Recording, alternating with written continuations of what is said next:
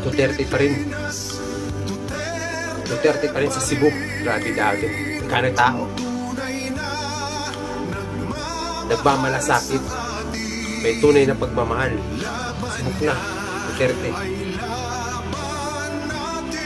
Grabe. Naghahanay tao guys eh. Yan parating na si Digong. May mga pailaw sila. Walang mga ayuda yan na magbibigay ka ng 20-20. Walang ganun. Subok na yung Cebu ngayon. Kilala nila. Mga Bisaya. Proud to be. Naghahanap na tao. Duterte! Duterte! Duterte! Kailangan guys, wake up call sa mga tao. Labi na sa mga OFW katulad ko. Gising! Yan, umakyat na si tatay. Proud to be guys. Bisaya, taga Davao ko. Duterte! Kita ng tao. Jimmy Bundok. Isa sa mga supporters niya, no? Until now, grabe.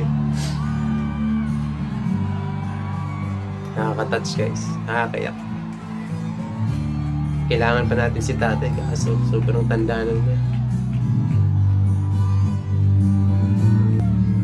Nakaka-miss. Tahimik muna. Sigawan na. Duterte! Duterte! Duterte! Duterte!